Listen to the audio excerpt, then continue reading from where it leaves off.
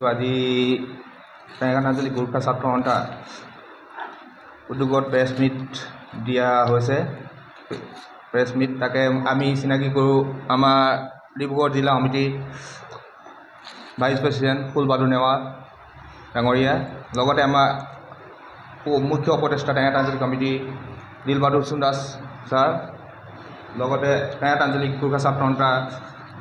সাধাৰণ সম্পাদক ৰাজকুমাৰ চেত্ৰী ডাঙৰীয়া, লগতে আমাৰ ডিব্ৰুগড় জিলা সমিতি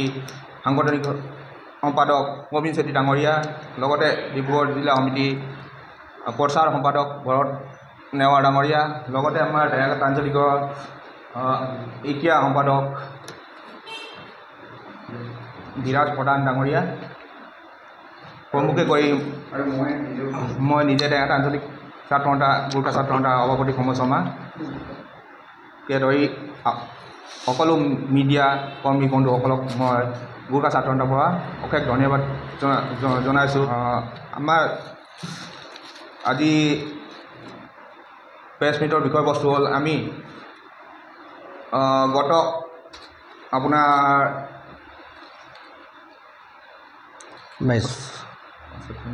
ছেপ্টেম্বৰ মাহতে এটা মিটিং থ্ৰুদি আমি আমাৰ যোনটো আহিবলগীয়া তিহাৰ উৎসৱ, যোনটো আমাৰ কালী পূজাত হয় তিহাৰ উৎসৱ, আমাৰ ভাইফোঁটা উঠে, আমাৰ তিহাৰ সন্মিলন আমি আয়োজন কৰিম বুলি ভাবিছিলোঁ। সেয়েহেতু যিহেতু আমাৰ সাৰ্থক জুবিন গাৰ্গ ডাঙৰীয়া মৃত্যু হোৱা দেখি আমি টেঙানাজুলী গোৰ্খা ছাত্ৰ সন্থাই, লগতে আমাৰ গোৰ্খা জনসাধাৰণে তেওঁৰ নামত আমি এদিনীয়া ভাগৱত পাঠ যোগেদি দিনজোৰা ভাগৱত পাঠ যোগেদি আমি তেওঁক স্মৰণ কৰিব বিচাৰিছোঁ। লগতে তেওঁৰ আত্মাই চিৰশান্তি কামনা কৰি তেওঁ স্বৰ্গত বাস কৰে, যাতে তেওঁ লগতে আমি হিয়াৰ আমঠু জুবিন গাৰ্গৰ প্ৰতি শ্ৰদ্ধা ভাৱ কৰিছোঁ। আৰু আমাৰ সিদ্ধান্ত হৈছে কি আমি যোনটো এইটো সিদ্ধান্ত আছিলে 1 নৱেম্বৰ একাদশীৰ দিনা আমি এইটো দিনজোৰা কাৰ্যসূচীৰে ভাগৱত পাঠ কৰাওঁ বুলি আমি এটা সিদ্ধান্ত গ্ৰহণ কৰিছোঁ। সকলোৱে আমাৰ সহায় সহযোগ কৰিব বুলি আশা কৰিলোঁ। লগতে আমি দীপাৱলীৰ দিনা আমাৰ যোনটো পৰম্পৰাগত দেউচি ভৈলী যোনটো হুঁচৰি নৃত্য হয়, সেইটো হুঁচৰি নৃত্য আপোনাৰ আমি সকলোকে দুদিন যোনটো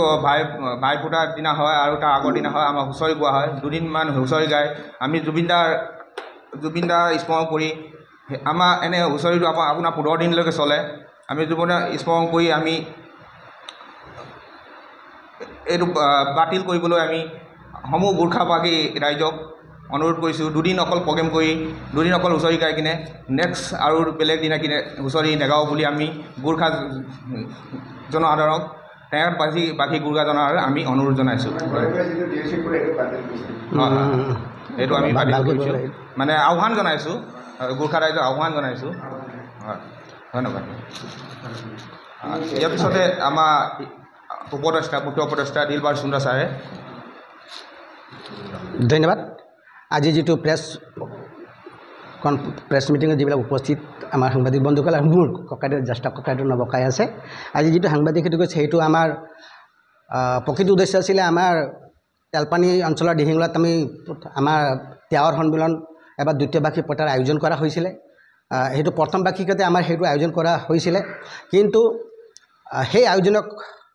লৈ সাৰোগত লৈ যোৱাকালি আমি এটা ৰাজহুৱা সভা পাতিলোঁ। সেই ত্যাগৰ সন্মিলন পতা নপতাৰ বিষয়ে তাতে সকলো ৰাইজৰ মতামত এনেকুৱা হ'ল যে এই অসমৰ যিটো পৰিস্থিতি, আমাৰ সাৰ্থক জুবিন গাৰ্গৰ মৃত্যুৰ কাৰণে অসমত যিটো পৰিস্থিতি আছে সেই পৰিস্থিতিৰ ওপৰত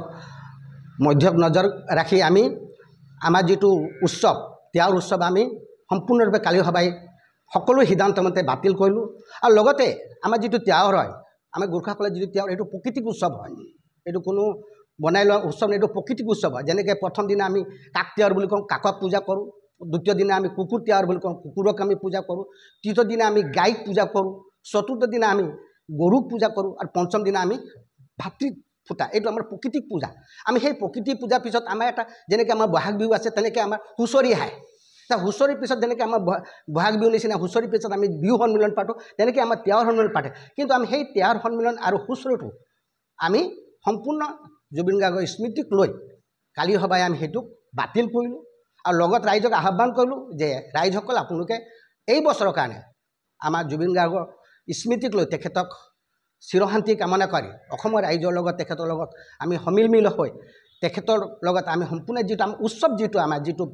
আপুনি আপোনাৰ বিহু উৎসৱ আপোনাৰ দেউচী আমাৰ গান নাচ বাজানা যিবিলাক প্ৰকৃতিক উৎসৱ মানে প্ৰকৃতিক যিবিলাক উৎসৱ সেইখিনি আমি সম্পূৰ্ণ বাতিল কৰোঁ লগতে ৰাইজে এনেকুৱা সিদ্ধান্ত ল'লোঁ আমি বাতিল কৰিলোঁ যদিও আমি জুবিন গাৰ্গৰ বিষয়ে আমি কি কৰোঁ তাতে ৰাইজ হ'ল তেতিয়া আমি কৰিলোঁ আমাৰ 81 দিনা আমাৰ ত্যাগৰ শেষ দিন সেই দিনটো আমি কি কৰিলোঁ জুবিন গাৰ্গৰ নামত ভাগৱত পাঠ কৰিবৰ কাৰণে ৰাইজে সিদ্ধান্ত ল'লে সেই সিদ্ধান্ত মৰ্মে আমি কালি তেনেকৈ সিদ্ধান্ত ল'লোঁ আমি গোৰ্খা টেঙাখাটবাসী গোৰ্খাসকলক আহ্বান কৰিছোঁ আজিৰ এই প্ৰেছ যোগেদি যে আমাৰ যিটো প্ৰকৃতিক উৎসৱৰ বাহিৰে বাকী আমাৰ যিবিলাক নাচ গানৰ লৈ ঢোল বাজনা কৰি আমি যিটো উৎসৱ পাতোঁ সেইখিনি আমি সকলো ৰাইজক বাতিল কৰোঁ এই বছৰৰ কাৰণে যিহেতু আমি জীৱনত জুবিন গাৰ্গক আমি দুনাই এনেকুৱা স্মৰণ কৰিবলৈ নাপাওঁ জীয়াই থকালৈকে তেখেত আমি একো কৰিব নোৱাৰিলোঁ যদি তেখেত মৃত্যুত আমি তেখেতক এনেকৈ সোঁৱৰিব পাৰিছোঁ আমি গোটেই গোৰ্খাসকলে তেখেতক আমি স্মৰণ কৰিছোঁ আৰু আশা কৰিছোঁ আজি প্ৰেছ মিটিৰ জগতে আমি যিটো কাৰ্যসূচী লৈছে আমাৰ ভাগৱত পাঠ অহা 1 নৱেম্বৰ দিন যিটো ভাগৱত পাঠ আছে তাত আমি সকলো ৰাইজক ভাগৱত পাঠতো আমন্ত্ৰণ জনাইছোঁ সহায় সহযোগ দিহা পৰামৰ্শ দিবলৈ মোৰ বেছি ক'বলৈ নাই ইমানলৈকে মোৰ এই প্ৰেছ মিট নাই ত্যাগ উৎসৱটো আমাৰ বেলেগ দিন কিন্তু সেইদিন আমাৰ শেষ দিন হয় আমাৰ ত্যাগ সেইটো শেষ দিন হয়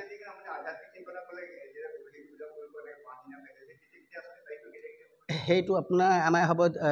এইটো কাকতিয়াৰটো কেতিয়া হ'ব 20 তাৰিখৰ পৰা 20 তাৰিখে কাকতিয়াৰ সেইদিনা আমি কাউৰীক পূজা কৰোঁ 21 তাৰিখে আমি কুকুৰক পূজা কৰোঁ 22 তাৰিখে আমি গাইক পূজা কৰোঁ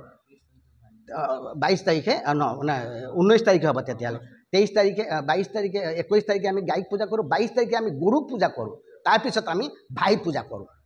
এইটো আমাৰ প্ৰকৃতিক উৎসৱ তাৰপিছত যিটো এসপ্তাহ ধৰি চলে একাদশীলৈকে সেইটো আমাৰ ঘৰে ঘৰে হুঁচৰি গায় আমি সেই হুঁচৰি সম্পূৰ্ণ বাতিল কৰিবলৈ ৰাইজক আহ্বান জনাইছোঁ জবৰদস্তি কৰা নাই ৰাইজক আহ্বান কৰিছোঁ যে আমি এই বছৰ কাৰণে আৰু লগতে আমি ত্যাগৰ উৎসৱটো আমি সম্পূৰ্ণ যিটো আছে সেইখিনি উৎসৱ ত্যাগৰ যিটো সন্মিলন সেইটো সন্মিলন আমাৰ সেই সন্মিলন এই বছৰ আমি সম্পূৰ্ণ বাতিল কৰিলোঁ ৰং ৰহস্যবিলাক আমি চব অকল প্ৰকৃতি যিটো আছে সেইখিনি আৰু সেই তাতো প্ৰকৃতি মানে এনেকুৱা তাত বাহিৰে কোনো অকল তাত যি 3 দিন আপোনাৰ যিটো দেউচী ভৈলী বুলি কয় ল'ৰা ছোৱালীয়ে ঘৰে ঘৰে গায় সেইটো তাত অকল কোনো নাচ গান বেলেগ নহয় অকল ভগৱানৰহে তাত নাম কৰা হয় তাত ৰাম কৃষ্ণৰহে নাম কৰি ঘৰে ঘৰে সেইটো কৰা হয় সেইটো 2 দিন মানে সেইটো দেউচী ভৈলীটো 2 দিন হ'ব দেউচীত এটা কথা আছে ভৈলী বুলি ক'লে অকল ছোৱালীয়ে গাব পাৰে তাত ল'ৰা যাব নোৱাৰে সেইটো দেউচীত অকল নাৰী ভৈলীত অকল ছোৱালীয়ে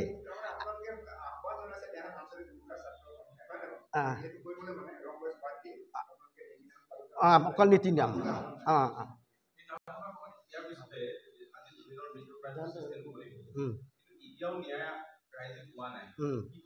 আমি সেইটো বিষয়ে আমি ভাগৱত পাঠ কৰা আমাৰ যিটো প্ৰেছ বিবৃতি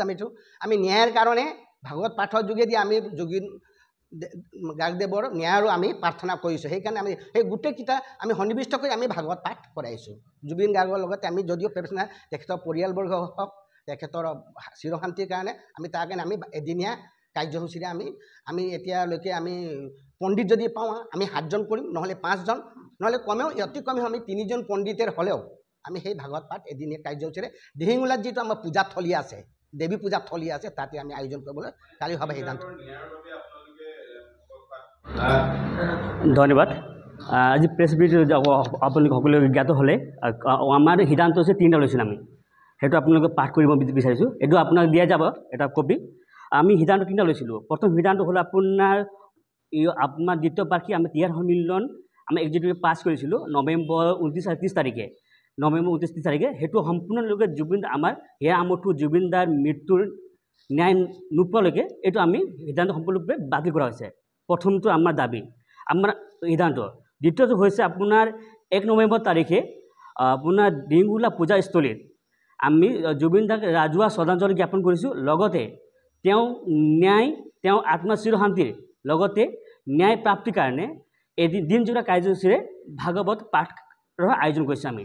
অন্তিমটো আমাৰ আহ্বান হৈছে ৰাইজক তেহাঁৰ অঞ্চলত বসবাস কৰা গোৰ্খা ৰাইজক আমাৰ গোৰ্খা ছাত্ৰ তেহাঁৰ আঞ্চলিক সময়ত এটা আহ্বান কৰিছোঁ দীপাৱলী আমাৰ যোন ভাতৃ দ্বিতীয়া এতিয়া আমাৰ যোনটো আপোনাৰ 5 দিনৰ পৰৱ সেইটো আকৌ উদযাপন কৰি বাকী দিনা যেনেকৈ আপোনাৰ বিহু হুঁচৰি নিচিনা আমাৰ যোনটো দেউচী হুঁচৰি হয় ঘৰে ঘৰে আমাৰ ডাঙৰ ব্যক্তি খেলে বয়োজ্যেষ্ঠ ব্যক্তিয়ে খেলে সিহঁতক আমি আহ্বান কৰি বিচাৰিছোঁ যাতে সম্পূৰ্ণৰূপে জুবিনদাৰ মৃত্যুৰ যোনটো মৃত্যু হ'ল তেওঁ যোনটো ন্যায় প্ৰাপ্তি নোহোৱালৈকে এইটো সম্পূৰ্ণৰূপে এইটো বছৰে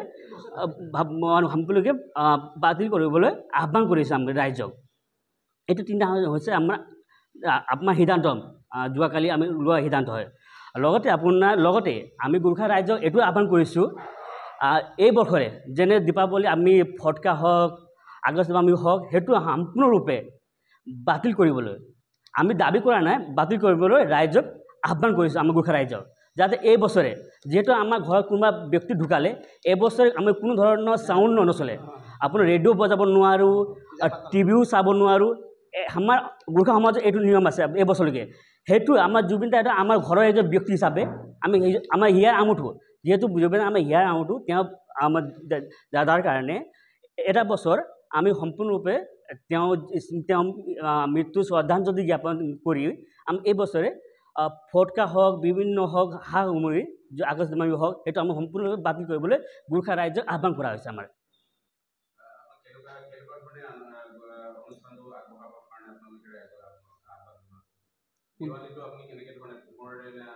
নহয় বাতি দিয়া যোনটো আমাৰ হৈছে আপোনাৰ মমবাতি নহয় যোনটো চাইনিজ চিষ্টেম যোনটো ইলেক্ট্ৰিক হয় সেইটো নহয় সম্পূৰ্ণৰূপে আপোনাৰ চাকি বাতিৰে দি দীপাৱলী চাকি বাতি মাটিৰ বাতি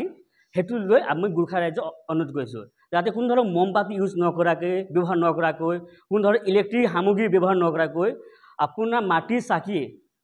ব্যৱহাৰ কৰি দীপাৱলী উদযাপন কৰিবলৈ আমি আহ্বান কৰিছোঁ